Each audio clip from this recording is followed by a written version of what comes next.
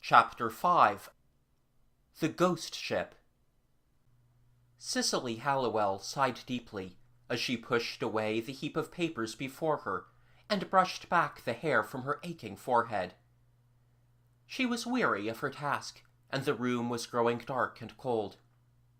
She was beginning, moreover, to be uneasily conscious that the two men at the far end of the long table had forgotten her presence behind the pile of great ledgers, and were talking of things that she was not meant to hear.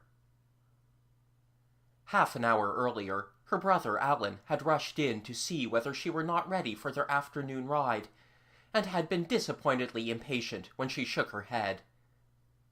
"It is a glorious day, so cold, and the roads so deep in snow. The horses are like wild things, and will give us a famous gallop up the valley. Oh, do come, Cicely." But no, she must stay in the big gloomy counting-house, to finish the letters that she had promised to copy for her father, while Alan had flung off, saying over his shoulder as he departed to take his ride alone, "It is very wrong to miss fun and adventure by toiling and moiling here. Think how the sea will look, and how the blasts will be blowing over our windy hill."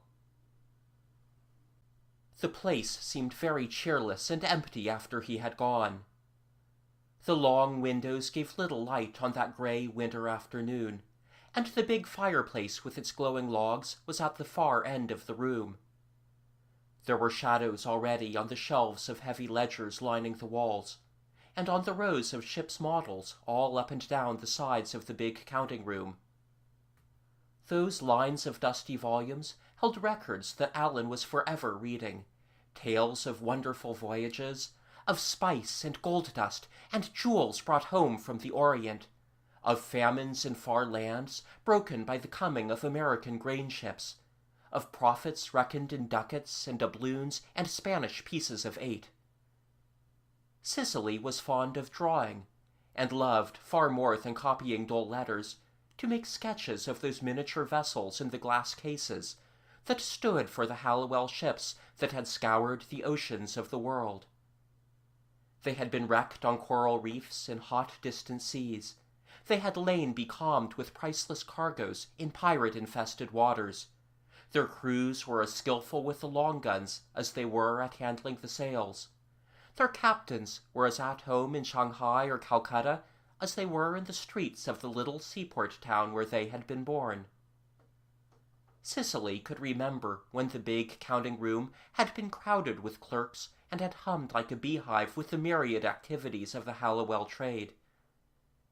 It was a dull and empty place now, and the fleet of Hallowell ships was scattered, some lying at anchor, some dismantled and sold, some fallen into the hands of the enemy.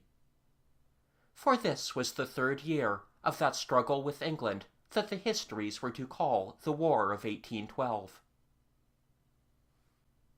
Cicely, for all her 13 years, looked very small, sitting there at the end of the long table, in her sprigged high-waisted gown, her feet in their strapped slippers perched on the rung of the high office stool. She had just taken up her pen to begin writing again, when the voices of the two men by the fire rose so suddenly that she dropped it, startled. Her father's tone fell almost immediately to strained quiet, but Martin Hallowell, his partner, went on with angry insistence. She knew him to be hot-headed and impetuous, but she had never heard such words from him before. With a quick, eager motion that was the embodiment of impatient greed, Martin was running his finger down the columns of the ledger before him. "There is no ship like a privateer, and no privateer like the Huntress," he was saying. "Send her on one more voyage, and we shall be rich men." There was an ugly tremor in his voice that quavered and broke in spite of his attempts to keep it calm. "I do not care to be one of those who gathers riches from a war," returned Reuben Hallowell, Cicely's father. There was something in the dry calm of his answer that seemed to stir Martin to uncontrollable anger. "It is like you, Reuben Hallowell," he said, "to be willing to ruin my plans by your foolish scruples just when a real prize is within reach. But I vow you shall not do it. You shall be a wealthy man in spite of yourself. And let me remind you that 2 years ago, before we built the Huntress, you were a precious poor one." The Hallowell partners were not brothers but cousins, with Cicely's father much the older of the two. They had inherited the business from their fathers, for such an ill-assorted pair would never have been joined together from choice. Many of their discussions ended in stormy words, but never before had Martin's dark face showed such white-hot, quivering rage as when he arose now, gathered up his papers, and went away to his own room, closing the door smartly behind him. Cicely got up also, and went down the long counting-room to where her father sat by the fire. "I heard what you and Cousin Martin were saying," she told him hesitatingly. "I am afraid you did not remember that I was there, but it does not matter, for I did not understand what Cousin Martin was so angry about." "There is no reason why you should not understand," her father replied, rather slowly and wearily, she thought, "although sometimes I am not certain that I understand these troubled times myself. Across the seas, the Emperor Napoleon, a long-nosed, short-bodied man of infinite genius for setting the world by the ears, has been warring with England for the last 10 years and more. He and the British, with their blockades and embargoes and orders in council, have long been striving to ruin each other, yet have achieved their greatest success in ruining a peaceable old gentleman in America who relies on his ships to bring him a livelihood. To oppress neutral shipping leads in the end to war, although I vow that often Congress must have felt that it should toss up a penny to determine whether the declaration should be against France or England. Some stubborn British minister, however, decided to countenance the stealing of sailors from our ships to fill up the scanty crews of their own navy, and a stubborn British nation felt that it must back him. So, in the end, the war was with England." "And have we not won many glorious victories?" asked Cicely. "Aye, there have been victories. Out of her fleet of 730 sail, England has lost a handful to us, and we have shown how small our navy is, and how great is its spirit. There have been passages of arms on land also, of which we do not love to talk. And we have sent out our privateer vessels, armed ships that prey upon England's commerce, yet do not belong to our navy. They have done great things, have cut deep into England's overseas trade, and have brought home many a valuable prize to fill the pockets of their owners. Such a vessel is our Huntress, built at your Cousin Martin's instigation, and launched at the moment when our fortunes were at their lowest ebb. Since we had not sufficient funds to equip her, nearly everyone in this town put money into her, from John Harwood the minister down to Jack Marvin who digs our garden. It was a patriotic venture, and a risky one, but she has brought home great profits in prize money, and our own share has re-established the firm of Hallowell. Your Cousin Martin says that one more voyage will bring us not only profit but real wealth. But I say," he struck his hand suddenly upon the table, "I say there shall not be another." "Why?" The question was startled from Cicely by his sudden vehemence, yet it was not from him that she was to receive the answer. The door opened to admit Martin Hallowell, who had come back apparently for a last word. "You say," he began at once, "that the Huntress needs refitting, and cannot be made seaworthy in less than a month?" His partner nodded. "I say that she shall sail in a week," declared Martin. "And I say no," cried Reuben Hallowell. "You say, too, that the war is nearly over, that the Peace Commission is sitting at Ghent, and that rumors are coming home that they are near to an agreement. That is your excuse for wishing to keep our privateers at home. You are a foolish and an over-scrupulous man, Reuben Hallowell, for I say that such a reason makes all the more haste for her to be gone. We should reap what profit we can while there is yet time." He leaned forward, his dark, eager face close to theirs, all caution forgotten in the intensity of his purpose. Once at sea, the huntress is beyond reach of tidings or orders. If she should take her last and richest prizes a little after peace has been declared, who will ever know it?" He was silent and stood staring at them with unwavering, defiant eyes. Cicely could hear her sharply drawn breath as she waited for her father to answer. "We are partners no longer, Martin Hallowell," he said. "We were not born to work together, and it is clear that we have come to the parting of the ways. Tomorrow we will make division of our holdings, for I tell you plainly that I will have no more to do with you and your dishonest schemes."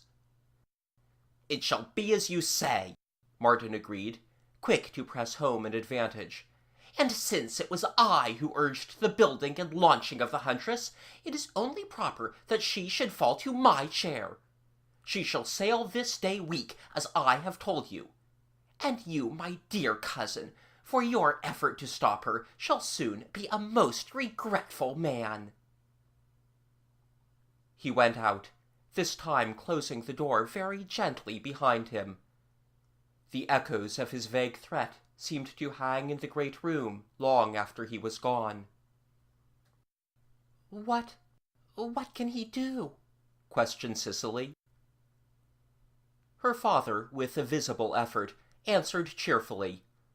"An angry man loves to threaten, but we have naught to fear from him.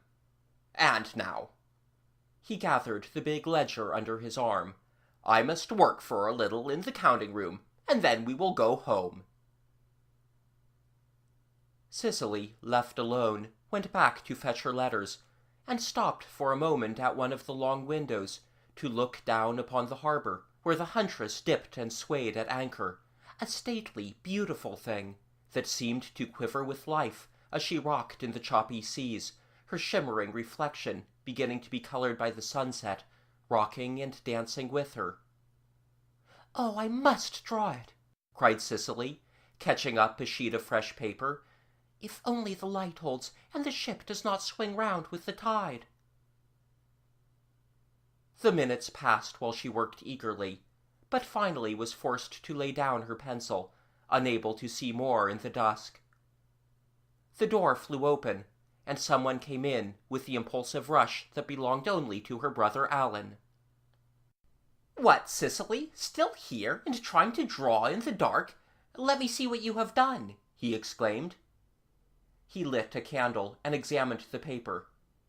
"I vow that is good. Oh, Cicely, that Huntress is a wonderful ship." For some reason, there was a cold clutch at Cicely's heart. "Yes?" she answered faintly. "I have just had such a talk with Cousin Martin," the boy went on excitedly. "I did not quite understand the way of it, but he said that he and my father were to divide, and that the Huntress was to be his own entire. He wants me to go with her on her next voyage.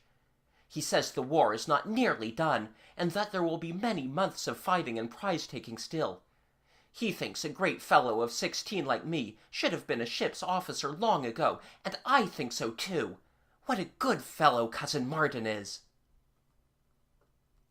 Alan admired his elder cousin greatly, Cicely well knew, and he had, indeed, a touch of the same excitable, headstrong nature. She could well understand how Martin Hallowell had dazzled the boy with tales of what he would see and do. Had there been such a plan in her cousin's mind when he first uttered his threat against her father? Or had it only flashed upon him as he met Alan running up the stairs, eager, vigorous, and ready for any adventure? "It is all arranged," declared Alan, "except just to tell my father." "No, no!" she cried wildly, but he did not even listen. "I will go in and speak to him now," he said. She could not even cry out as the door closed behind him. Alan had his father's stern and steady pride, but there were differences of temperament that led to frequent clashes of will between them. Reuben Hallowell loved both his motherless children, but he understood his son less well than his daughter. What would be the result of that interview, Cicely wondered, sitting quaking beside the candle, that burned so lonely in the gloom. Would her father know how to be firm and patient, how to undo the harm that Martin Hallowell had wrought? It seemed, as she sat there, shivering, that she could not endure the suspense. She had not long to wait. The door banged open, and Alan stood for a moment on the threshold. "My father forbids my sailing on the Huntress. I have told him I should go in spite of him," he said. He walked away along the corridor and down the stone steps, his feet quicker and lighter than Martin Hallowell's, but his footsteps sounding in some vague, terrible way, like his cousin's, as he strode out and down the stairs. Her father came in a moment later. "You should have been at home long since this, my child," was all he said, and they went out together without further talk of the matter into the sharp air of the snowy night. At the corner of the steep, narrow street, Cicely caught sight of Martin Hallowell, talking to a man whom she recognized as an old seaman who had sailed for years upon the Hallowell ships. Something Martin had said must have angered the sailor, for he was talking loudly, regardless of who might hear. "No," the old man was saying, "there's not every one in the world will do your bidding, though you may think so. You can defy the old one and talk over the young one to go your way, but there's one man will not sail on any ship of yours, and that's Ben Barden. I'll starve ashore first." Cicely's quick ear caught his words as she and her father passed by on the other side of the snow-muffled street. It did not seem that Reuben Hallowell had heard. 1 day passed, 2, 3, 4 days, and Cicely's one thought was that the Huntress was to sail in 7. Workmen were swarming all over her like bees, hammering, caulking, and painting, yet it was plain that they could not do in a week what needed a month to finish. Alan was at the wharf all day, holding frequent conferences with his cousin. Reuben Hallowell went to and fro among the townspeople, urging them to say that the ship in which they were part owners must abide at home. But either because they were less sure of peace than he, or because their eyes were blinded by past good fortune and hopes of future gain, they would not listen. Between father and son no words were passed, since each was waiting for the other's stubborn pride to give way. On the 5th day, Cicely had gone out to ride, on a clear, snowy afternoon, with the white world shining before her, and with the highway iron-hard under the horses' feet. She missed Alan sorely, for this was their favorite road, up the valley to the west of the town, as far as the round bare hill with the single oak tree that they liked to call theirs. The servant with her had dropped behind, and she was just turning her horse into the bypath leading to the hill, when she saw a sturdy figure coming down the slope. The brown face, tattooed hands, and the small bundle of possessions done up in a blue handkerchief could only be a sailor who proved to be Ben Barden. "I'm going to the next seaport to find another berth, since I've refused to sail on the Huntress," he explained in answer to her questions. "Mr. Marden has had to get a new skipper and a new crew, for none of the old hands would sail when they heard it was against your father's wishes. There was a bark come in from Delaware to be laid up for repairs, with mostly Swedes aboard, and they have manned the Huntress from her. The ship is to sail on Friday at midnight, with the turning tide, but she goes without Ben Barden." He dropped his voice and came nearer.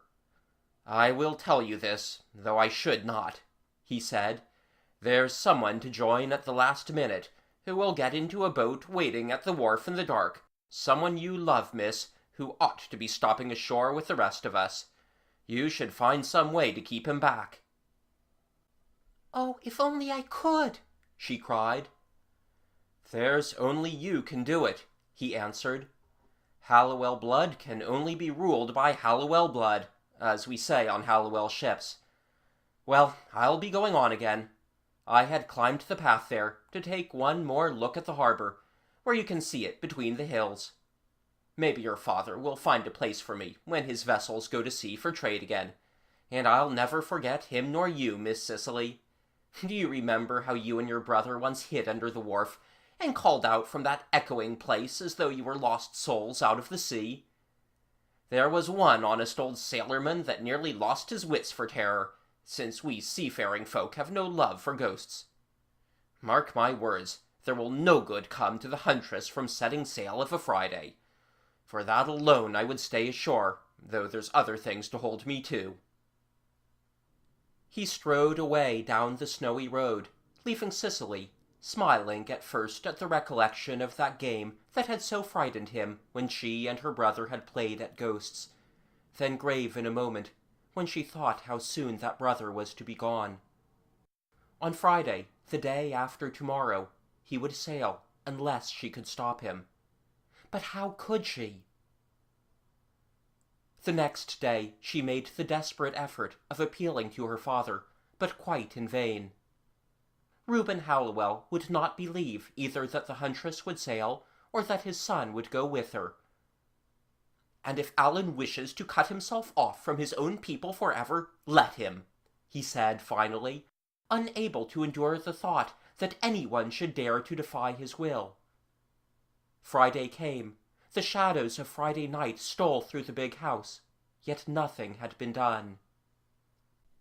Cicely sat by the fire in her chintz-hung bedroom, leaning back against the flowered cushions of the big armchair, gazing into the flames.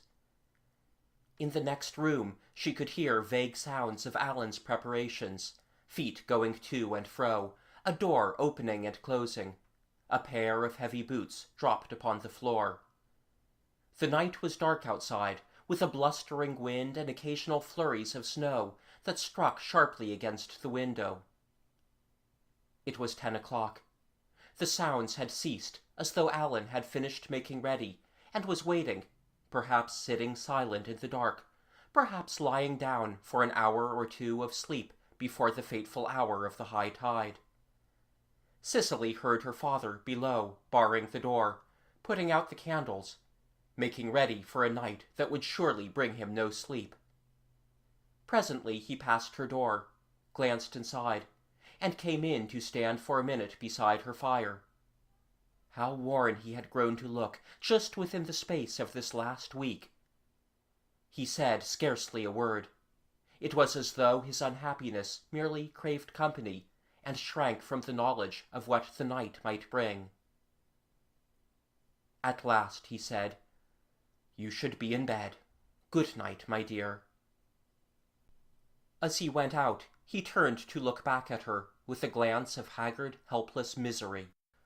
It was as though he said, "My pride has bound and stifled me. I cannot speak a word to stop him, but won't you, can't you, persuade him somehow not to go?" Very carefully, and without a sound, Cicely rose and went to her closet to take down her warm fur cloak. She had realized, in the moment of seeing her father's pleading look, that she had a plan, one that had been in her mind ever since the day that she had talked with Ben Barden. What she had really lacked was courage to put it into execution. Yet now, as she drew the cloak about her and pulled down her hood, her hands did not even tremble, nor did her determination falter. The house was absolutely still as she stole noiselessly down the stairs and slipped out of the door. For a girl who had almost never been allowed upon the street alone, the wintry night should have been full of terrors, but to Cicely they meant nothing. As she ran down the steep high street with the gale blustering behind her, she saw things that she had never believed existed. A burly waterman quarreling with his wife behind a dirty lighted window, the open door of a tavern showing a candlelit room with a crowd of shouting sailors drinking within, a furtive black shadow that skulked into an alleyway and remained there, silent and hidden as she passed. She reached the wharves at last, where the wind was stronger and where the waves slapped and dashed against the barnacled piles, throwing their spray against the windows of the locked warehouses. Even now she did not hesitate. She ran, a grey flitting form, across the open space at the head of the wharf, and disappeared. There was a wait of a few minutes. Then came the dip of oars through the dark, and the sound of men's voices talking above the high wind. Martin Hallowell was coming ashore, in the boat that was to carry Alan away. Beyond them, the lights of the Huntress showed where she was getting up sail. Martin made the landing with some difficulty, climbed the ladder to the wharf, and stood bracing himself against the heavy wind. "We are a little early," he said. "Hold fast there with the boat hook. He will be here in a—" His voice was drowned by a strange sound, an unearthly wailing that seemed to rise from the water beneath, but which filled the air until there was no saying from what direction it came. It lifted and dropped, hung sobbing and echoing over the water, then died away. "Holy St. Anthony, help us!" cried the nearest sailor. "It is the soul of some poor drowned creature caught among the weeds." "Give way!" roared the man at the rudder, and with one accord the oars dropped into the water. "Stop! Wait! It is nothing, you fools!" cried Martin Hallowell, but his own voice quavered with terror and carried little reassurance to the frightened men. The boat hung doubtfully a ship's length from the pier, the oars dipping to hold it into the wind, the men hesitating, ashamed of their terror, yet fearing to come closer. Again the cry broke forth, resounding again and again, mingling in terrible ghostly fashion with the splashing and gurgling of the water. The boat shot away into the dark, just as Alan came running down the wharf, shouting to them to come back. The sailors, however, bent to their oars, unheeding. The lantern in the stern dipped and jerked as they rowed away, and the light finally went out of sight as the boat drew alongside the Huntress.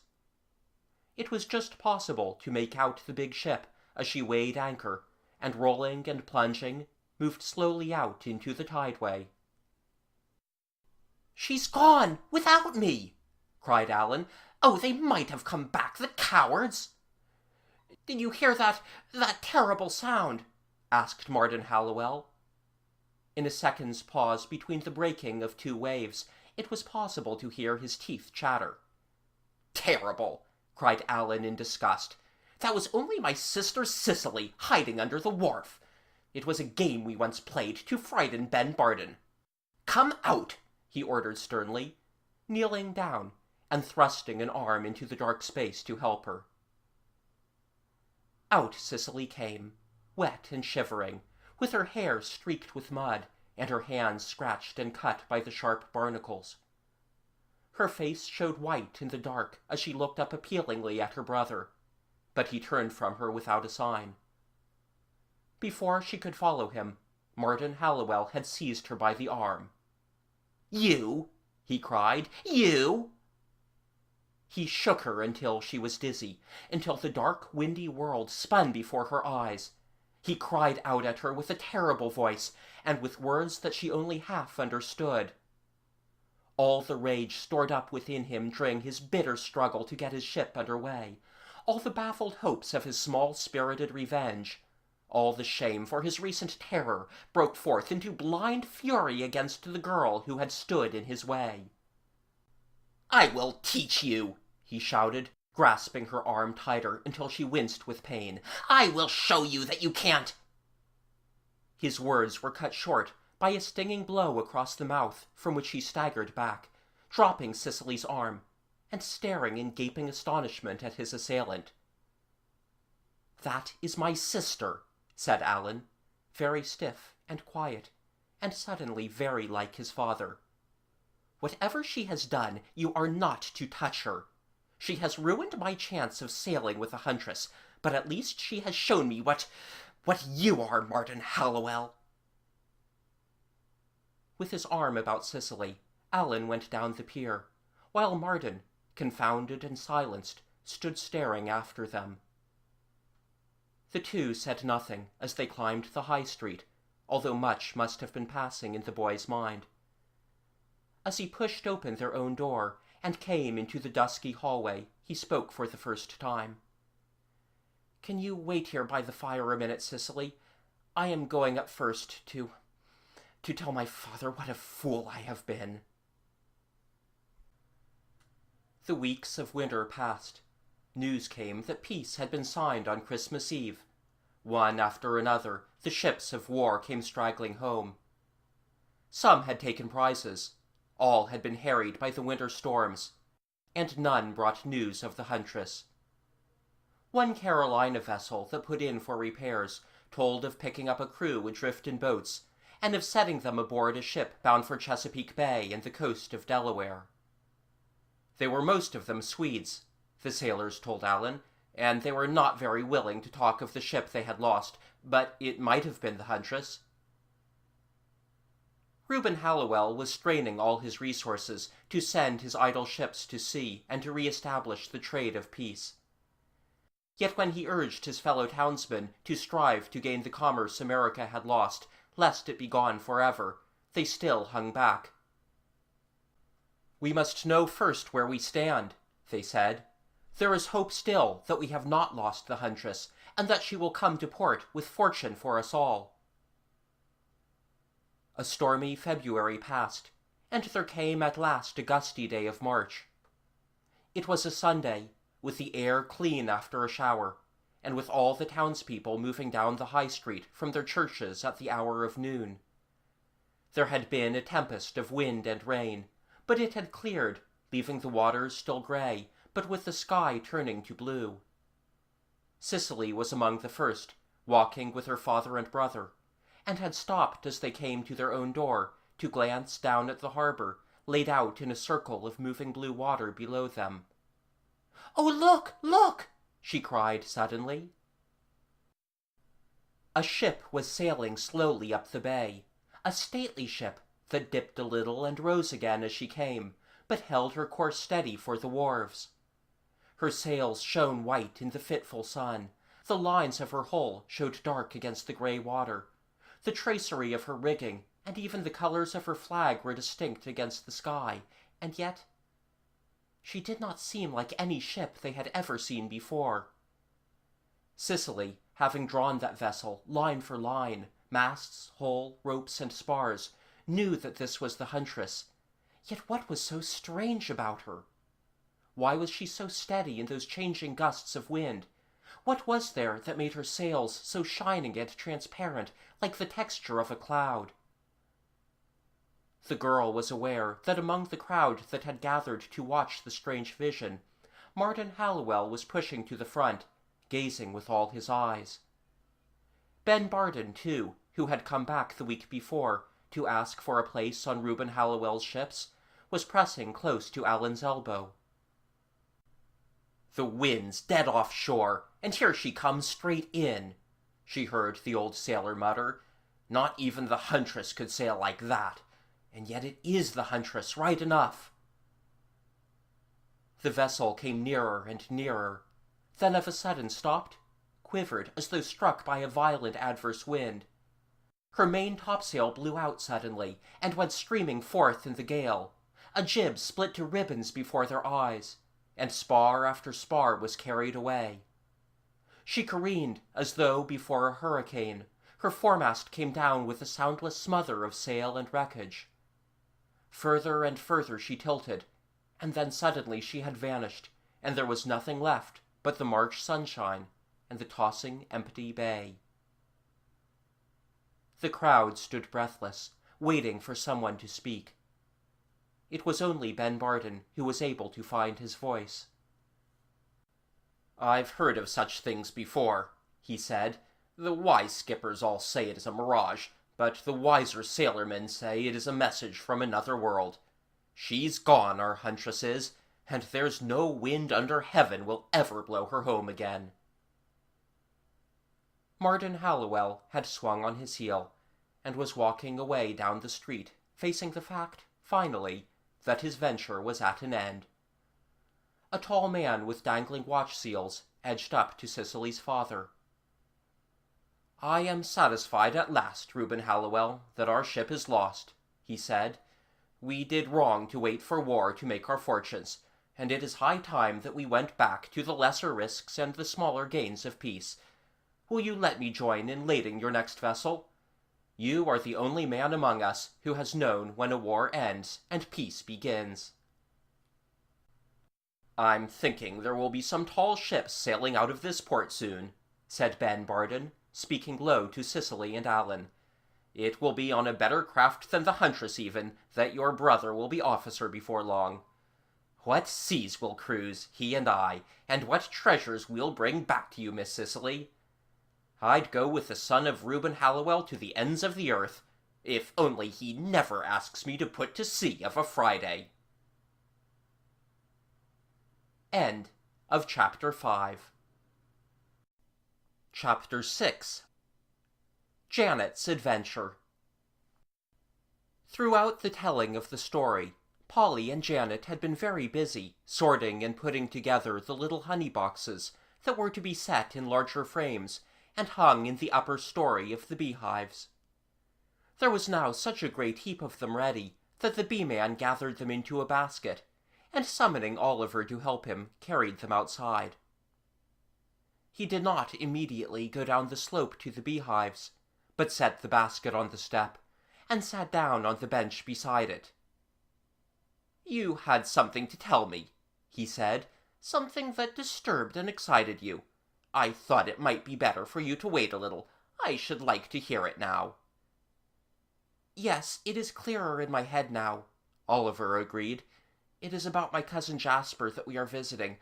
I want to help him, though—" He smiled at the recollection, yet made frank confession. "That first day I was here, I was so angry I almost hated him." "If I thought that were true," responded his friend gravely, "I should have to ask you never to come here again, not only because I am fond of your cousin myself, but because I value my bees. There is an old superstition that you must not hate where bees are, for they feel it and pine away and die. I cannot have my bees destroyed." The boy, looking up quickly at his broad friendly smile, realized that the man believed neither the old superstition nor that Oliver entertained any evil feelings. "Perhaps," went on the bee-man, "the bees were in some danger that first day. You had it in mind, then, to go away for good, I think." Oliver nodded. He wondered how he could ever have made that selfish resolution to run away. "How did you know?" he asked. "I had guessed it from, various things. I am about the age of your cousin Jasper, but I know more than he about people of your years from being Polly's father. I even had some idea of what was the immediate cause of your going." The boy flushed so guiltily that he went on in kindly haste. "I am troubled about Jasper Peyton myself. Yes, don't look surprised. I know him well enough to call him that. We all know one another in Medford Valley. I even work for him sometimes. Now, tell me what you think is wrong." Oliver, as he set forth his tale, had a feeling that not all of it was new to his listener, but he hearkened attentively to all that the boy had to say, frowning when he heard of Anthony Crawford's insistent and disagreeable visits. "Your cousin doesn't know how to deal with a man like that," he commented. "He is too upright himself to know the mean, small, underhand ways that such a person will take to get what he wants. I know Anthony Crawford, too, and what he is trying to accomplish. It will take all of us, every one, to beat him. But we will, Oliver. I vow we will." "What can we do? What can I do?" the boy persisted. He felt ready to accomplish great things at once. "And can't you explain to me what it is all about?" To his great disappointment, the other shook his head. "I feel that if your cousin does not wish to tell you himself, I ought not to," he said, "though I should like you to know. But there are two things that you can do. One is not to be impatient with your cousin when he makes tactless mistakes about how you are to be entertained. He depends on you and Janet for a little cheerfulness in his house." "That isn't much to do," observed Oliver. "I hope the other is more." "It is only this. To borrow a boat from John Massey. Can you manage a sailboat? Good. I thought you looked like the sort of boy who could. And take a cruise up and down Medford River where it skirts that level farming land in the valley. I want you to bring me word of how the dikes are holding. You may not see what bearing that has upon the matter, but I assure you it means a great deal. Anthony Crawford thinks that he is a very clever man, but he is preparing a pitfall for himself unless I am very much mistaken. And you and I may be at hand to see him tumble into it. The only thing is to see that he doesn't harm others as well as himself." Oliver had one more question to ask. "I want to know your last name, and Polly's," he said. "I can't think how you knew mine, and I had quite forgotten to wonder about yours until Janet reminded me that I had never heard it. I have no name for you but the Bee-Man." "If you want a longer name for Polly, you can call her Polly Marshall," his friend answered. "But as for me, I rather like being called the Bee-Man. We will keep to that title a little longer if you are willing. And now, it is high time that I gave some attention to my bees." Oliver had no difficulty, later in the day, in borrowing the sailboat from John Massey, although he was obliged to give the vague message, "That man who keeps bees up the hill said you would lend her to me." "Sure I will," replied John Massey heartily. "Just be careful you don't go aground on the bars. The river is shallow for this time of year, though it can be pretty fierce when the floods are up." Oliver shook out the shabby sail, set the rudder for a long tack downstream, and was off. The breeze was coming in gentle puffs, so that the boat moved slowly through the water, the ripples making a sleepy whisper under the bow, and the tiller now and then jerking lazily under his hand. One side of the stream was marshy, so that he pushed into tall grass and cattails, and startled an indignant kingfisher who was dozing on a dead tree. The bird went skimming off, a flash of blue and white that he followed as he came about. On the other side, the current ran close beside the high banks of earth that protected the fields within. The channel was scoured deep, and the restless stream was cutting into the dikes, washing long black scars just above the water line. "That oughtn't to be," pronounced Oliver, and was glad to see that farther downstream the carving away of the earth had been stopped by patches of broken stone. For at least a mile, however, at the bend of the river, the banks were crumbling and neglected. He could look up and see, first the farms of the low-lying land, the tree-tops and pointed silos just showing above the dike, then the hillside, with the wavering white line of the road, then that strange, shabby dwelling of yellow stone, almost hidden in its cluster of trees. Above it showed Cousin Jasper's house, very big and red, set upon the slope almost at the top of the ridge.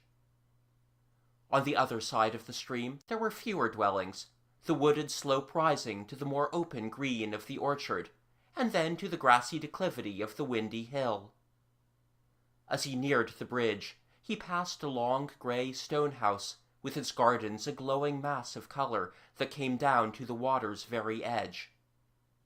This, he remembered, was the abode of Cousin Eleanor, and he laughed at himself, as even at this safe distance he steered his course very cautiously along the opposite bank. At the bridge he was obliged to turn, and run before the wind to make his way upstream again. He lay stretched out comfortably along the rail, paying little attention to the boat and thinking of many things. There was Cousin Jasper. How Oliver had misjudged him that day he thought of running away. His cousin had been tactless and stubborn, but the Cousin Eleanor affair had been well meant after all. "I'll never meet her, though. I won't give in," he declared, almost aloud, and realized in a breath that his persistence and Cousin Jasper's were both cut from the same piece. "I'm sorry for him, and I'll help him," he told himself, and perhaps he will learn something about boys after a while. And there was Anthony Crawford. He flushed again as he thought of the man's gleeful delight when he had caught him looking over the wall. What power could he have, and what was the disgrace of which he had spoken? The bee-man was almost as mysterious as the others also. He had certainly managed to evade the question when Oliver had asked his name. "The only one that there isn't a mystery about is Polly," he declared as he came to John Massey's little landing, and rounded with a sweep to the boat's mooring. Meanwhile, Janet, who had been left to her own devices, had stumbled into an adventure of her own. She had made ready to go with her brother, but Cousin Jasper had called her to look at some new roses, and had delayed her so long that the impatient Oliver had finally gone without her. When Cousin Jasper had returned to the house, she wandered rather disconsolately up and down the hedged paths, and finally, coming to the big gate, she stood looking out. The road stretched away invitingly across the hillsides. The sleepy stillness of the afternoon was broken only by the occasional drone of a motor, and by the grinding wheels of a big hay wagon that labored along the highway in the dust. She walked out along the road, thinking that she would find a vantage point to look down to the river and see how Oliver was faring. The way presently crossed an open ridge, whence she could see the smooth stream, and the sail creeping slowly out from the green shore. For some time she stood watching its progress, wishing vainly that she might have gone, until she became suddenly aware that someone was staring at her. Turning, she saw that a child, with very yellow hair and very round blue eyes, was sitting between two alder bushes on the edge of a ditch, gazing at her intently. "What are you doing?" she asked, astonished, for the youngster, a square little boy of 4 or 5 years old, seemed far too small to be on the road alone. "I was wishing I could go home," he answered. There was a slight quivering of his chin as he spoke, as though the problem was rather a desperate one, but he was determined not to cry. "I was wishing on that hay wagon when it went by," he explained sedately. "I shut my eyes so I wouldn't see it again and break the luck, and when I opened them, you were there." He climbed over the ditch and came to her side to tuck his hand confidently into hers. There seemed to be no doubt in his mind that she would take him home. "Can you show me where you live?" she asked as they went along together. "Oh, yes," he answered cheerfully. "There was a cow eating beside the road, and I passed it once, but it looked at me so hard when I went by that I was afraid to go back. I'll show you."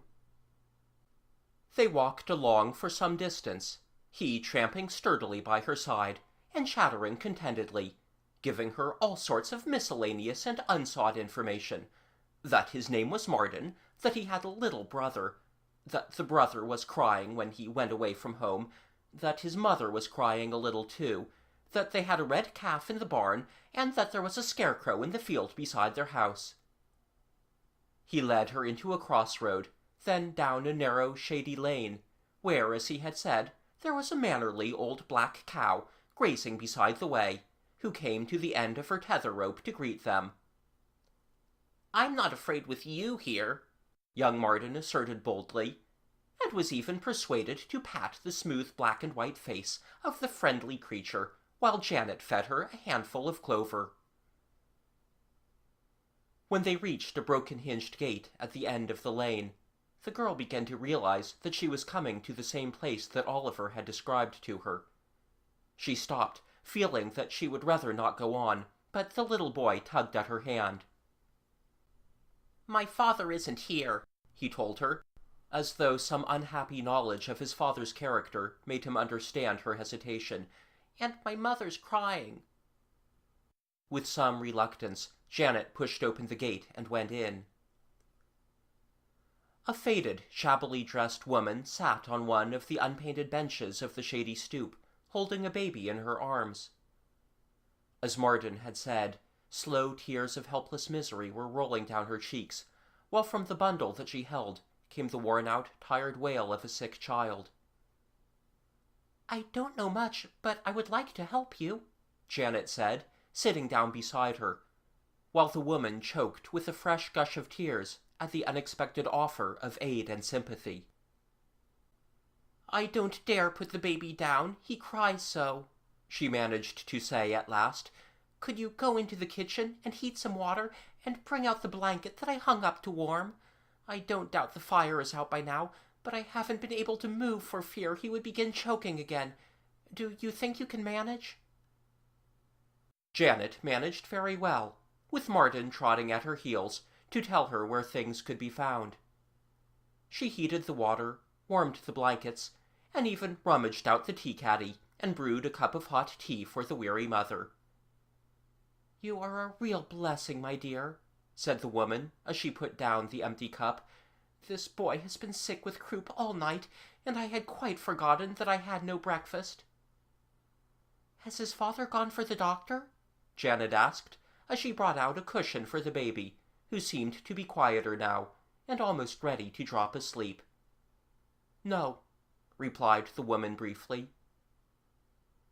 She offered no explanation. It was evidently not a thing to be expected that Anthony Crawford should take an interest in an ailing child. As Janet went back and forth, she was struck by the surprising charm that the old house showed within, quite out of keeping with its littered dooryard and outward disrepair. The white woodwork had gone long unpainted, it was true, and the floors were worn and uneven, but there was an airy spaciousness in the rooms, a comfortable dignity in the old mahogany furniture, and the grace of real beauty in the curved white staircase with its dark polished rail.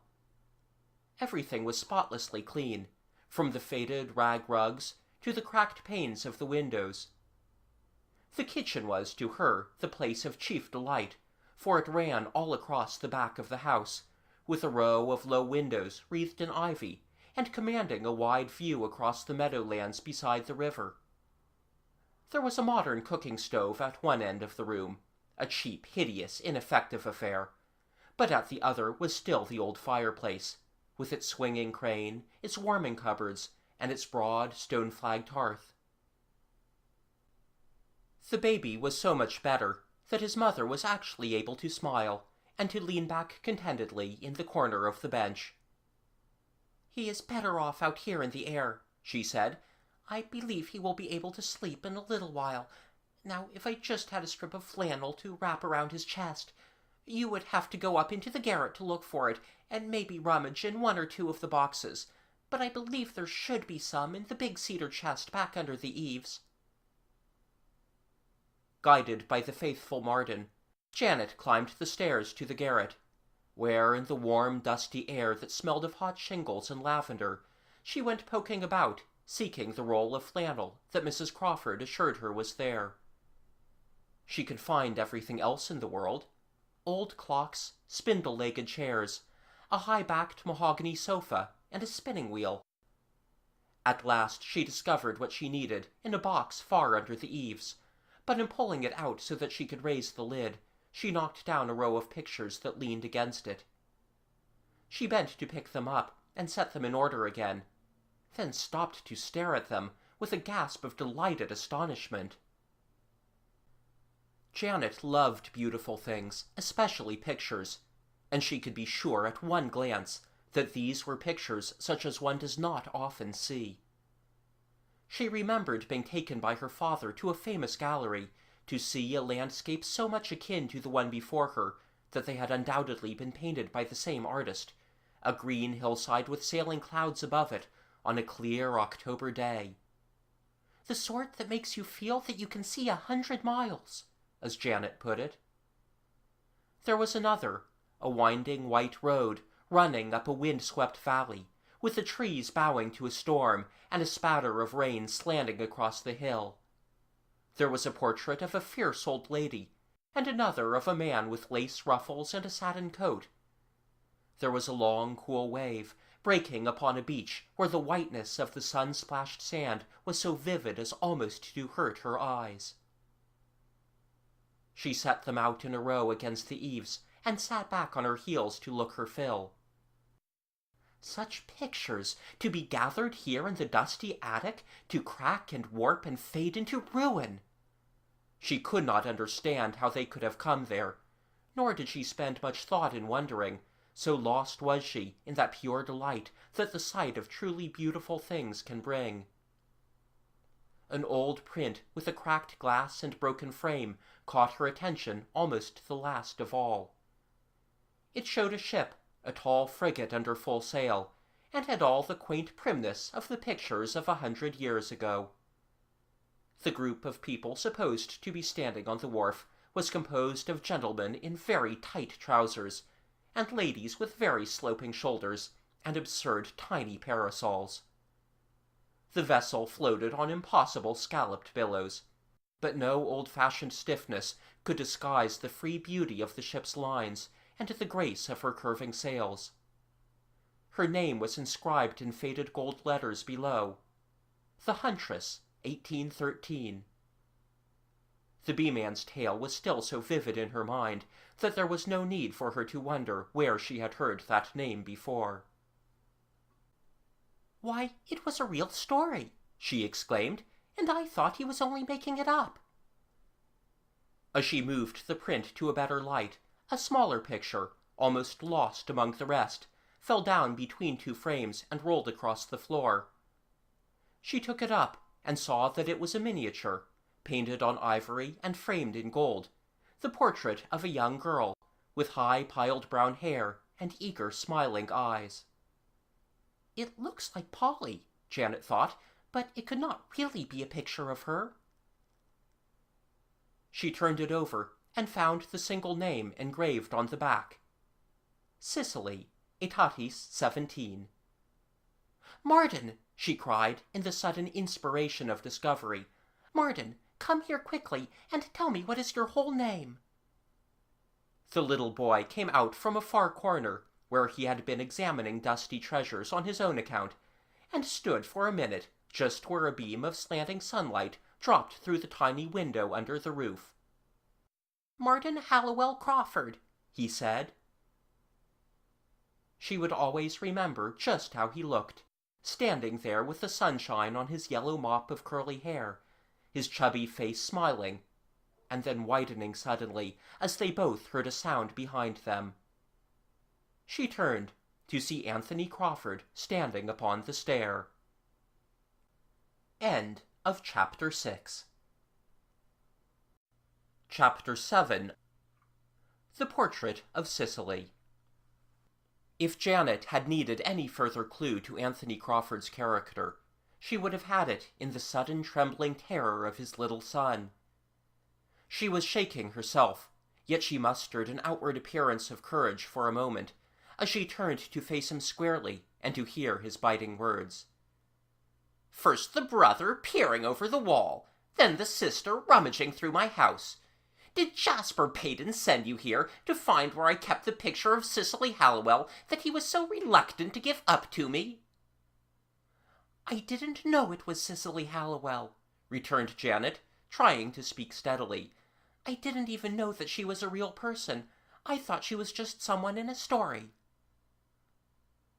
Then, as Crawford stepped nearer, as little Marden gave a sudden squeak of alarm, blind panic took possession of her. She ran toward the stairs, and though the man put out his arm to intercept her, she dodged under it with undignified agility and plunged down the steps. They were of the broad, shallow kind that made her feel, for all her speed, that she would never reach the bottom. Yet she came at last into the hall below, and out upon the stoop. She fled past Mrs. Crawford, sitting with the sleeping baby across her lap, and looking up anxiously, with good cause for misgiving, since she had heard her husband go up the stair. It was only when she was safely outside the gate that Janet stopped to draw breath, to realize how her knees were trembling and how her heart was pounding. Yet it stopped suddenly and seemed to miss a beat when she realized something further, that she still held in her hand the miniature of Cicely Hallowell. "Can I go back?" she wondered desperately. but knew instantly that she could never find courage to do so. She went on, hurrying and stumbling as she made her way down the lane. Only once she ventured to look over her shoulder, and saw Anthony Crawford standing on the doorstep staring after her, while the scarecrow that was so vaguely like him seemed to be lifting its straw-filled arm in a mocking gesture of farewell. Janet and Oliver held an anxious conference that evening as they sat on the terrace, for until that moment they had not been alone together. She brought out the miniature, and told of the astonishing and disturbing manner in which it had come into her possession, while Oliver wondered, in frank dismay, how it was to be restored to its owner. "I can't think how I came to carry it away with me," wailed Janet. "Of course it was clutched tight in my hand, and I was so frightened that I didn't think of anything but getting away. I thought of putting it down on the grass by the gate, but it is too valuable to risk being lost like that. And that man will say I stole it. I don't know what to do." "We shall have to give it back to him," said Oliver firmly. "Tomorrow we will—" But he stopped in the middle of his sentence, unable even in imagination to contemplate facing Anthony Crawford and giving him the miniature. "Shall we tell Cousin Jasper?" Janet suggested, but Oliver declared against it. "Anthony Crawford will be quite ready to say that Cousin Jasper sent you to get it from him. The miniature and the pictures seem to be part of the trouble, though I don't understand why. So, if that man comes here with such an accusation, it would be better for Cousin Jasper to be able to say he knew nothing about it." "Yes," assented Janet. "I believe if he knew, Cousin Jasper would try to shield us, and Anthony Crawford would use it as one more thing to hold over him. I am beginning to understand both of them better. We have overlooked a good many things about Cousin Jasper." It was only a few minutes later that Cousin Jasper joined them, nor had he yet sat down in the long wicker chair that Oliver placed for him, before Hotchkiss came out with the message. "John Massey is in the kitchen, sir, and he says to tell you that he would like to see you about something important." "Bring him out here," Cousin Jasper directed, and when the somewhat embarrassed visitor, in his worn best clothes, appeared upon the terrace, he got up with as elaborate courtesy as he would have accorded the most distinguished guest. "What is it, John?" he asked, for the sunburned farmer was evidently an old acquaintance. The other burst out with his news and his errand at once. "I've been turned off, sir," he said. "Told to leave the farm, with no notice at all, and my crops all in the ground. I'll admit I'm a little behind on my rent, but not many landlords around here collect as closely as Mr. Crawford does. They get all their money at the end of the season, and don't haggle over it month by month when the farmer has nothing coming in. And what can you do on land that's never improved? He lets the place run down and then turns me out because I can't make a fortune for him on it. I was wondering if you couldn't do something for me, sir." "Do something for you?" echoed Jasper Payton. "I can't use any influence with Anthony Crawford, if that is what you wish." "I don't understand it," the man persisted. 3 years ago, you were my landlord, and none of us ever had dealings with Anthony Crawford, except that we used to know him when he was a boy. The whole bottom land along the river was yours, and all your tenants were farming it for a fair rent, and everyone was satisfied. But then he comes, and the upper half is his, we hear, and it is bad luck for us, as we soon know. Everything runs down, no one is treated fairly, and here I am, turned off at a word, and all his doing. Couldn't you make room for me farther down the river somewhere, sir, where the land is yours?" He looked so red and anxious and unhappy that Janet's heart was fairly wrung for him. His wife was ailing, she knew. The season was backward, and here he stood, facing the loss of all his work and the necessity of beginning all over again. She waited eagerly to hear what offer Cousin Jasper would make. I can't help you, John," he said at last, very slowly and heavily. "Even if I made room for you on one of the lower farms, it would only stir up trouble, and you might wake up some day to find that Anthony Crawford was your landlord again after all. I can give you the money to pay your rent if you wish to stay where you are, but that is all I can do. There are times when we are none of us free agents or masters of our own affairs." "I don't care to stay on, sir," John Massey returned. "I've had too many words with Anthony Crawford for things ever to go easy again. I've been patching up the dike with my own spare time, and maybe the farm has suffered by my doing it. Anyway, he says so and calls me a fool. I thought perhaps you would help me, since I'd been your tenant so long before he came." His voice, dragging with disappointment, trailed lower and lower. "I don't seem to know just where to turn. Well, good night to you, sir." He turned and walked heavily away. They sat very silent after he was gone. Oliver was leaning against the terrace rail. Janet, in her big chair, was clenching her hands in her lap. Cousin Jasper, with his hands on the railing, stood in absolute quiet, staring out over the garden. The light of the house came through the long windows, falling on his face that was so pale and tired. He had seemed weary and unhappy for some time, but tonight he looked desperate. The minutes passed, but still he stood in silence, staring straight before him. The sight of his distress seemed more than either of the two could bear. Oliver could think of nothing to say, but stood dumbly helpless, while Janet moved closer to their cousin and spoke with shy hesitation. "Couldn't we help you? Won't you tell us what you are thinking?"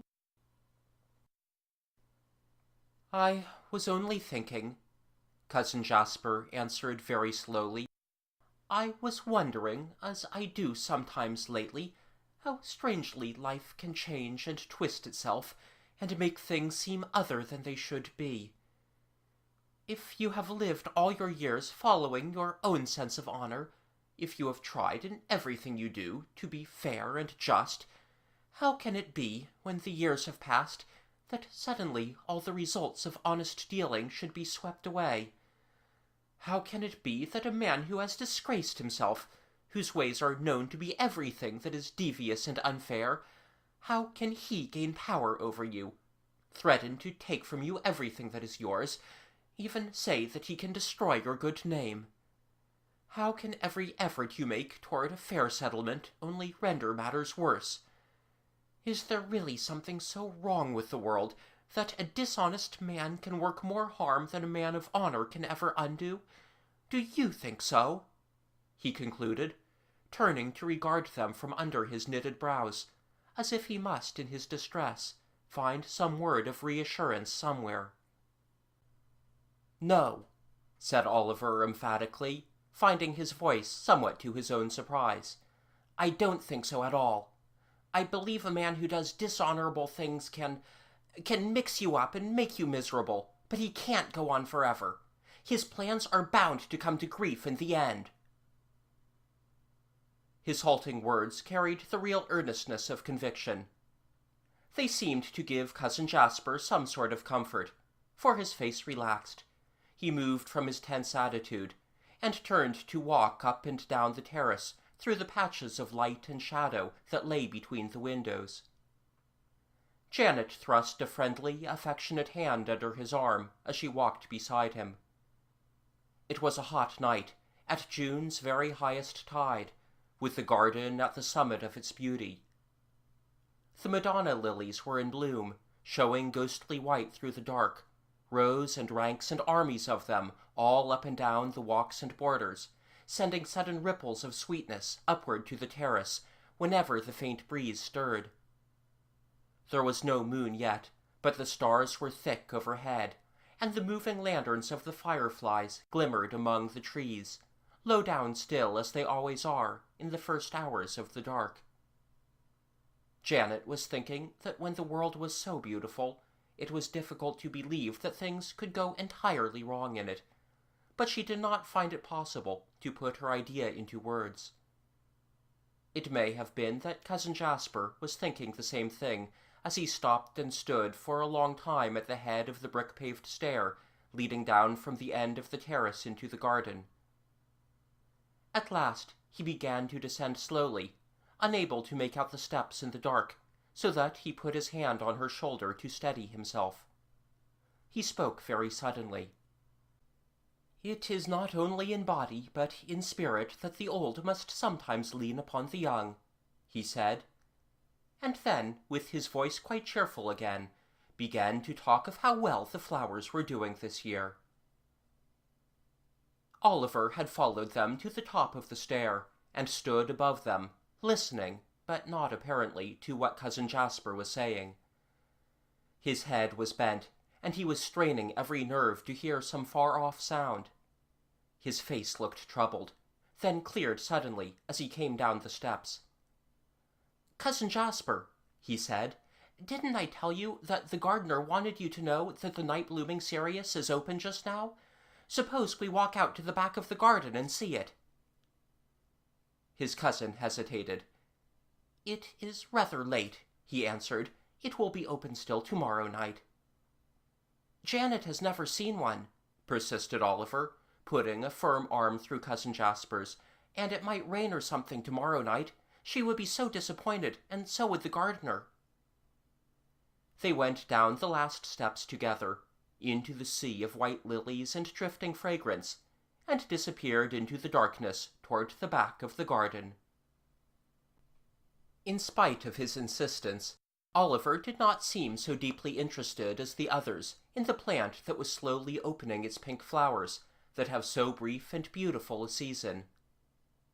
The gardener, hastily summoned, came across the lawn to exhibit his favorite plant with the greatest pride, but Oliver left the others to admire and ask questions, and in 10 minutes came back alone.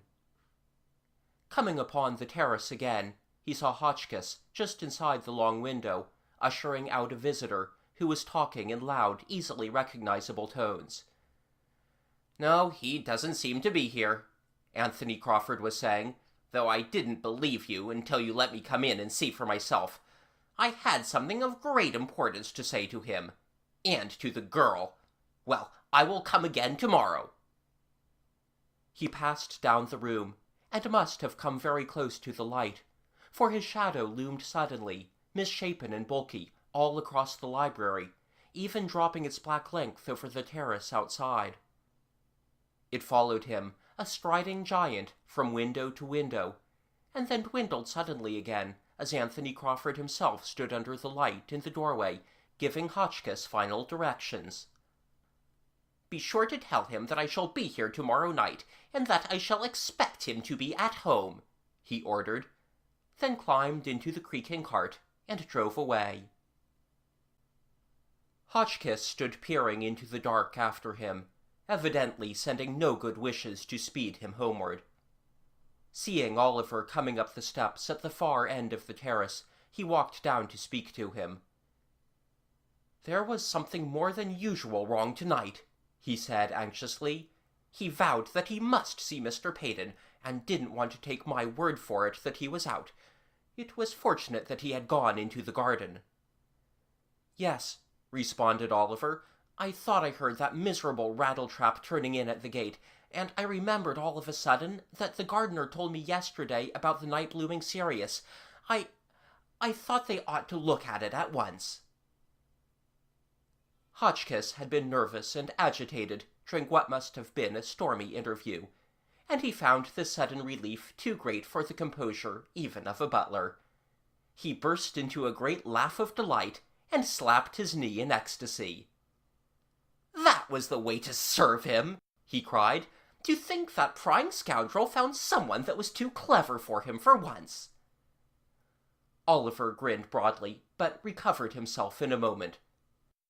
"Hotchkiss," he said with great gravity, "you would never do for the movies."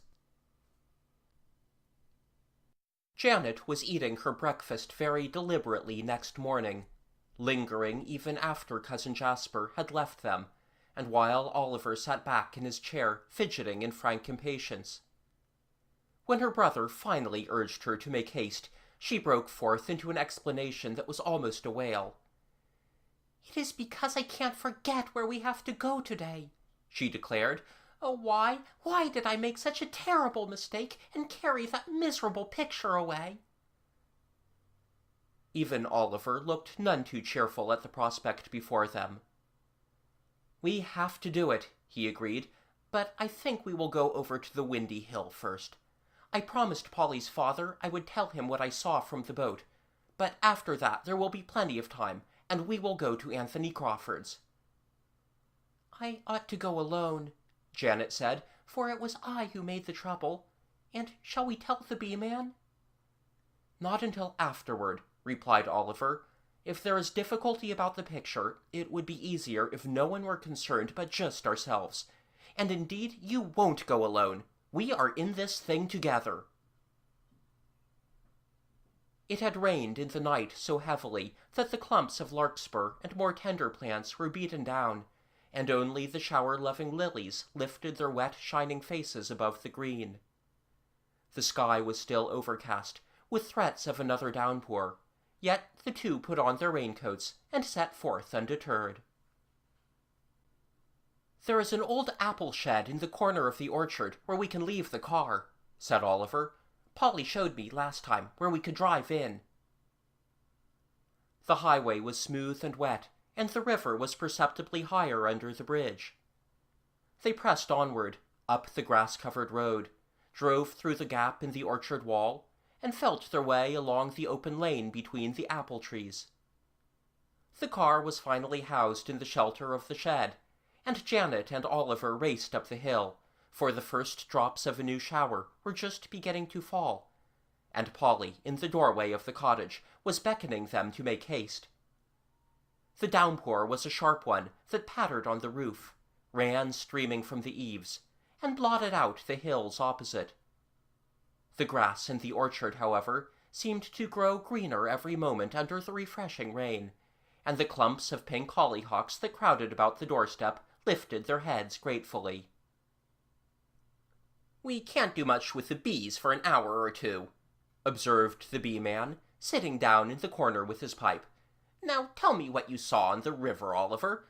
I noticed your sail and knew that you were out." Oliver made his report upon the scouring banks, while the bee-man listened and nodded gravely. "That is something we must look into," he declared. "It is like Anthony to have let things go. And now, if you have time to wait, suppose we have a story." They had ample time, they assured him, being only too glad to postpone the errand that must come later. They were eager for another tale, moreover, for they were beginning to realize that these were not mere haphazard narratives, but stories with some definite bearing upon the places and people about them. "We have plenty of time," Oliver assured him. "We are in no hurry at all. You might even make it a very long one." The bee-man nodded assent, with that queer smile that seemed to betray an uncanny understanding of the whole situation. "A long one it shall be," he agreed, "for I have a good deal to tell you." End of Chapter 7. Chapter 8. The Fiddler of Apple Tree Lane. People said that the Bryden children could never manage, when it was said that they were planning to live in the little cottage on the hill above Medford Valley. "There's always a wind there from the sea, dearie," said old Granny Fullerton to Barbara Brighton. "It will search out your very bones come winter." Barbara shook her head cheerfully. A plump and rosy young person of 12 years old does not worry much about cold winds. People said also, with the strange blindness of those who can live close by for years and yet never know what is in their neighbors' hearts, that it was an odd thing that Howard Brighton should have built that little house so far from the town, in the midst of that great stretch of wild land where so few folk lived. "It is marshy in the valley and wooded on the hills," Granny Fullerton said to Barbara, with never a neighbor for miles. Of course the land has been in your family time out of mind, but those that are your nearest kin have always lived in the town. What could Howard Brighton have been thinking to do such a thing?" They did not know how he had toiled and planned in his narrow little office down near the wharves of the seaport town, how he and his wife had dreamed together that their 3 children should live in some other place than on the cramped stony street where they had been born. After his wife's death, he had still gone forward with his dream, and when he found that he had himself not very long to live, he had made haste to build the cottage that they had so greatly desired. "It is pleasure enough to think of the children's having it," he said to a plain-spoken neighbor, who remonstrated with him on the ground that he could never live there. "The boys will be old enough to care for their sister, and the house on the hill will be just the place for a little maid to grow up." His children were of widely separated ages, for Ralph, the eldest, was 21, Felix 17, and Barbara, as has been said, only 12. It happened also that they had not all of them the same tastes, for while the 2 younger ones loved the country and looked forward to living on the windy hill, Ralph's desire was to go on working in the dusty office where he had already begun to prosper. "He is a good getter but a poor spender," the neighbors said, and in this were right. Ralph, with his first success, had begun to think too much of money and too little of other things. In the end, the cottage was never finished. Only the main portion, a tiny dwelling, was completed, without the 2 broad wings with which Howard Brighton had meant to enlarge it, and which he did not live to build. When their father had gone from them, his children found that he had left everything he had to Ralph, since the laws of 75 years ago made some difficulty over property being held by those who were not of age. "Ralph has a wise head on his young shoulders, and will know how to take good care of the younger ones," was the comment of busy tongues.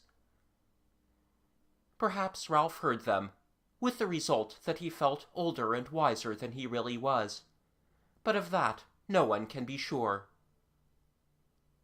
It was on a clear, warm day of mid-July when they moved from the airless street of the town to their new wind-swept dwelling on the hill. "It looks like home already," Barbara said, as they came up to the door, for with its wide, low roof, its broad windows, and its swinging half-doors that let in the sunshine and the fresh breezes, it seemed indeed a place in which to forget their sadness, and to find a new, happy life. The rustling voice of the oak tree above seemed to be bidding them welcome, and a tall clump of hollyhocks by the doorstone, shell-pink and white, seemed to have come into bloom that very day, just for their homecoming. Barbara ran from room to room, exclaiming in delight over the new freedom, while the 2 brothers sat on the doorstep to look down over their new domain and to talk of the future. Their father had planned to turn the meadow below into an orchard, and had even managed to set out the first half of the little trees, slim, tiny saplings that dotted the sloping green. "We will put in the others next autumn and spring," Felix said, "and I will be building new cupboards and shelves for old Chloe in the kitchen. I will mend the press in Barbara's room, and I will finish off the garret chamber under the eaves for myself, and there I can play the fiddle to my heart's content, and never disturb you at all. I think that life will be very pleasant here." So their lives swung into the new channel, with Chloe, Barbara's old nurse, to cook for them, and with Felix to tend the apple trees and the little garden, to saw and hammer and whistle all day at the task of setting the new place in order. "It is a pity you haven't a proper handsome house, with long windows from the ceiling to the floor, and a high roof and a carved front door, and with black marble chimney pieces instead of these rough stone fireplaces," Chloe would sigh, for she thought that the elegance of that time was none too good for the people she loved. It may be that Ralph sighed with her, but Felix and Barbara were frankly delighted with the painted floors, the casement windows, and the low, big-beamed rooms. In the evenings, as the two would sit on the wide doorstep, the voice of Felix's violin would mingle with the voice of the wind in the oak, while Barbara listened, entranced, for her brother was a real master of his instrument. It would laugh and sing and sigh, while Barbara pressed closer and closer to his knee, while the stars came out, and the evening breeze stirred the hollyhocks and the great branches of the oak tree.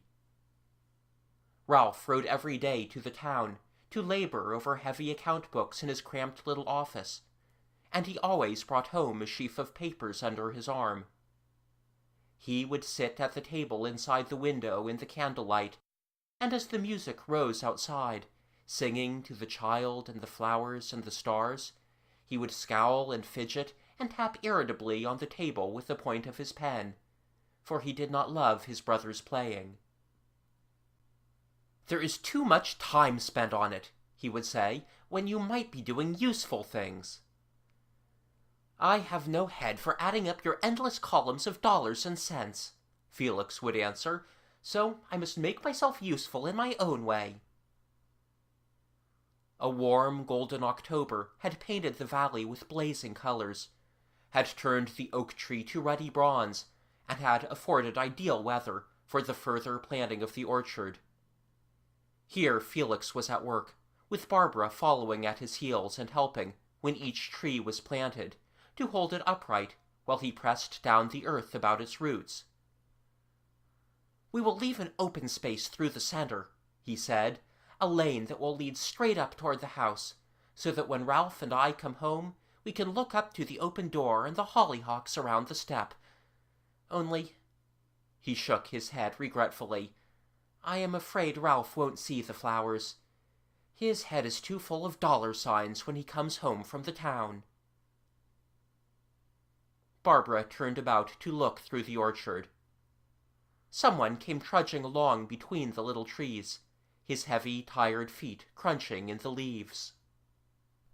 "Oh, it's a peddler!"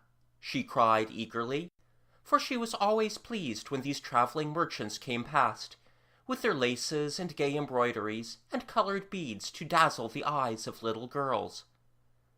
But this was a peddler of another sort, a dark-faced man with melting black eyes and eager speech that was less than half of it English. He was an immigrant Italian, newly come to this great America, he managed to explain, and he was trying to sell the trinkets and small household treasures that he had brought with him. They led him up to the house, for he was weary and hungry, and while Barbara brought him food, Felix was plying him with questions as to where he had come from and whither he was going. He had meant to settle down in the little seaport, so he told them, but— Here he became so voluble that it was almost impossible to understand him. He did not wish to stop there now. He must go on, on. "It is the gold!" he cried excitedly, making wide gestures with both his brown hands. "The beautiful yellow gold! They find it everywhere!" He brought out a tattered newspaper to let them see for themselves what he could not explain. News traveled slowly in those days, so that in this out-of-the-way corner of Medford Valley, the brother and sister now heard for the first time of the discovery of gold in California. Yet in the towns, and where people could gather to tell one another ever-growing stories, the world was rapidly going mad over tales of gold lying loose for the gathering, of nuggets as big as a fist, of rivers running yellow with the precious shining dust. "Listen, Barbara! Why, it can't be true!" cried Felix as he read aloud, the Italian interrupting excitedly, trying to tell them more. It was for this that he had abandoned his plans, that he was selling everything he had, to follow a far golden dream across the country to California. "A terrible journey, they say," he admitted, "but what does one care, with such fortune at the other end?" He had little left to sell, nor had they much money to buy. But so carried away were they by his ardor, they would have given him anything they had. There was a carved ivory crucifix, a silver chain, and at the very bottom of his bag, a square box that gave forth a curious humming noise. "Take care," he cautioned, as Barbara would have peeped within. "They fly away. The bees." "Bees?" she echoed in astonishment. Yes, he had brought all the way to America a queen bee and her retinue of workers, for Italian bees, he told them gravely, were known the world over for their beauty, industry, and gentleness. "They sting you only if you hurt them," he declared. "Other times, never." He explained how they were to be put into a hive, and just how they were to be tended, for he was wise in the bee lore of Italy. Felix had seen some of the farmers round about struggling with the wild black bees, whose tempers were so vicious that the only way to gather their honey was to smoke the whole hiveful to death. The man opened the box a little way, to let the yellow-banded creatures crawl over his fingers, to show their gentleness. "I must sell them quick," he said, "for they live not much longer in a box." They bought the bees, Felix and Barbara, though it took every penny they had in the house, and even the store and the little carved box on the mantel, which they were all saving, by Ralph's advice, against a rainy day.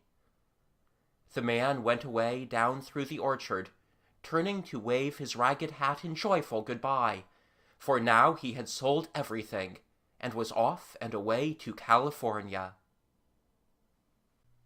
Felix sat on the doorstep, watching him go, while Barbara moved about inside, laying the table for supper. A thought suddenly struck her, and she went to the door. "Felix," she said, "I wonder what Ralph will say." But Felix was not listening. "Gold," he repeated softly. "Did you hear what he said, Barbara? The sands of the river's yellow with it. The Indians giving their children nuggets to play with. A year's earnings to be picked up in a day." He was so lost in his dream that he could talk of nothing else. It was not the sort of gold that Ralph loved, minted coins that could be saved and counted and stacked away, but it was the shining treasure of romance, wealth that, unlike dully satisfying riches, meant battle and adventure and triumph over overwhelming odds. He did at last consent to help Barbara house the bees in a suitable dwelling, but he talked still of the tale he had heard, and his eyes were shining with the wonder of it. "Did you hear him say that there was just one beaten trail across the plains, all the way from the Mississippi to California? Think of a road, a single road, 2,000 miles long, reaching out through the wilderness, over the deserts, through the mountains, with no towns or houses or people, just one lonely highway, and gold at the far end." Ralph was late that evening, late and tired and impatient after an unsatisfactory day. He brushed past Felix, still sitting on the step, flung down his bundle of papers, and went over to the fire. The little carved money-box stood open on the mantel, revealing its emptiness. "What is this?" he asked Barbara sternly, as she stood in the corner, twisting her apron and finding, suddenly, that it was very difficult to explain. Felix came in, the light of excitement still on his face, eager to tell the tale. He began to recount what they had heard, so carried away that he never noticed the gathering thundercloud upon his brother's face. The plains, the mountains, the shining rivers running to the sea. He seemed to conjure up all of them as he told the story, but Ralph's face never changed. "So," cut in the elder brother at last, when the younger stopped for breath, "it is for a fairy tale like this that you have wasted your time and your substance, have emptied my money-box?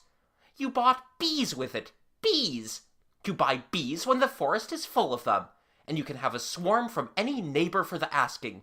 You spend my money that some lying rascal may be helped upon his way."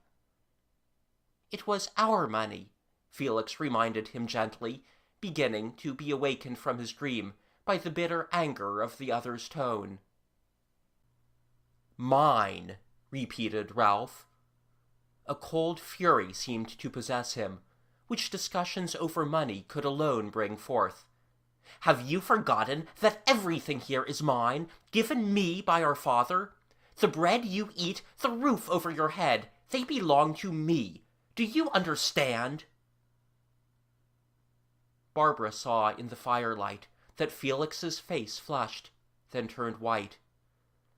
No one but herself could know just how such words would hurt him, how his pride, his love for his brother, and his sturdy independence were all cut to the very quick.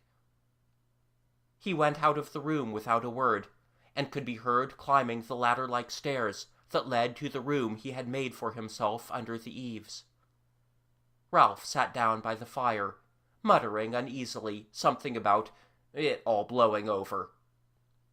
With lagging steps, Barbara went on setting the table. They were not prepared to see Felix come down the stairs a few minutes later, with his coat and cap, and with his violin under his arm. "I will take no man's charity, not even my brother's," he said huskily, as he stood still for a moment on the threshold. Then he was gone. Barbara leaned over the half-door and watched him go down the path, saw him pass through the lane of tiny apple trees, saw the dusk gather about him as he went on, a smaller and smaller plodding figure that disappeared at last into the dark. The autumn wind in the oak tree sounded blustering and cold as she closed the door and turned back to the room again. "He has only gone down to the town. He will come back tomorrow," growled Ralph. But Barbara knew better. "He has gone to look for gold," she cried, and sitting down on the bench by the fire, she buried her face in her hands and burst into tears. Felix used to think, as the days and weeks passed, and as that strange journey upon which he had launched so suddenly dragged on and on, that the grassy slope above the orchard and the cool dark foliage of the oak tree must be the very greenest and fairest things on earth. There was no green now before his aching eyes, only the wide stretch of yellow-brown prairie, a rough trail deep in dust winding across it, a line of white-topped wagons crawling like ants over the vast plain, and a blue arch of sky above, blinding bright with the heat. It was October when he went away from home. It was a month later when, by leisurely stage and slow canal boat, he arrived at the Mississippi River, the outpost of established travel. Here he was obliged to wait until spring, for even in the rush of '49, there were few bold enough to attempt the overland trail in winter. He turned his hand to every sort of work. He did odd jobs during the day, and played his violin for dancing at night.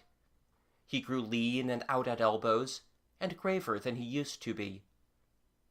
He slept in strange places, and ate stranger food. He suffered pangs of hunger and of homesickness, but he never thought of going back. His violin went everywhere with him, and in more than one of the little towns along the big river, people began to demand the boy fiddler who could make such gay music for their merrymakings. When at last the snow melted, the wild geese flew northward, and the wilderness trail was open again, he had no difficulty in finding an emigrant party to which to attach himself. Abner Blythe was a lean, hard Yankee, but he had lived for years in the Middle West, and had made journeys out into the prairie, although he had never gone the whole of the way to the mountains and the coast. He knew how to drive cattle with a long black snake whip, whose snapping lash alone can voice the master's orders, and which can flick the ear or flank of a wandering steer at the outermost limit of reach. His frail, eager-eyed little wife was to go with them, their boy of 5, and a company of helpers who were to drive the wagons of supplies and to serve for protection against Indians. The road was crowded at first, and the prairie grass grew green and high, full of wild strawberries, pink wild roses, and meadowlarks. But as they journeyed slowly westward, as spring passed into summer, the green turned to brown under the burning sun, the low bluffs and tree-bordered watercourses were left behind, and they came to the wide, hot plains that seemed to have no end. At the beginning, they sometimes passed farmhouses to the right and left of the trail, built by some struggling pioneer, where there was a little stream of water and where a few trees were planted. The places looked to Felix like the Noah's Ark he used to play with when he was small. The tiny toy trees, the square toy house, little toy animals set out on the bare brown floor of the prairie. Even the gaunt women in shapeless garments who always came to the door to watch the wagon train go by were not unlike the stiff wooden figures of Mrs. Noah. At last, however, even the scattered houses came to an end, and there was nothing before them but the wilderness. It was desperately hot, with the blazing sun above and the scorching winds swooping over the prairie to blow in their faces like the blast of a furnace. They made long stops at noontime, resting in the shade of the wagons, and pressed on late into the night so that not an hour might be lost. They went by herds of buffalo, big, clumsy, inert creatures that looked so formidable from in front and so insignificant from behind. They saw slim, swift little antelope, and on the far horizon they sometimes made out moving dots that must be Indians. Their numbers and their vigilance, however, seemed great enough to keep them safe from attack. A deadly weariness began to fall upon them all, so that Abner Blythe became morose and silent. His wife looked haggard and hollow-eyed. The men grew irritable, and the animals lagged more and more. Others who had passed that way had left many of their footsore beasts behind them, horses, oxen, cows, and sheep, to fall a prey at once to the great gray prairie wolves that hung behind every wagon train, waiting for the stragglers who could not keep up. "It is only the human beings who have the courage to go on," Abner Blythe said to Felix. "You would think that horses were stronger than men, and oxen the strongest of all. But the beasts give up and lie down by the road to die, yet the men keep on. It is not strength, but spirit that carries us all to our journey's end." There was one high-spirited black mare, the dearly beloved of Felix's heart, who, whether dragging at the heavy wagon or cantering under the saddle, was always full of energy and fire. She was the boy's especial charge, and as the weeks passed, the two became such friends as are only produced by long companionship and unbelievable hardships endured together. It was a dreadful hour when, one night as they were making camp, the little mare lay down, and not even for a feed of oats or the precious lump of sugar offered her would she get up again. The very spirit that had driven her forward more bravely than the rest had produced greater exhaustion now. "We will have to go on without her," said Abner Blythe dejectedly, as they sat about the campfire. Felix was feeding the flame with the sparse fuel, and Anna Blythe, Abner's wife, was sitting on a roll of blankets with her child on her lap. The little boy was ill, and lay wailing against her shoulder. "Don't leave the mare," Felix begged. "A day or two of rest will cure her entirely. There is water here, and grass beside the stream. We could camp 2 or 3 days until she can go on." Abner shook his head wearily. "We have no time to waste," he declared. "It is August now, and we must cross the mountains before the middle of September. We haven't a day, not even an hour, to lose." Anna Blythe sighed a deep, quivering sigh. Felix knew that she loved the little horse too, and so he sometimes thought she was herself so weary that she often longed to lie down beside the trail and perish as the tired, dumb animals did. She had never made complaint before, but tonight, perhaps appalled by the thought of the mountains still to be crossed, she burst out into fierce questioning. "Abner, why don't we turn back? What is it all for? Can gold, all the gold we could ever gather, repay us for this terrible journey? We are little more than halfway, and the worst is still before us. We could go back while there is still time. Why do we go on?" Abner, spreading his big hands upon his knees, sat staring into the fire. "I don't know," he said at last.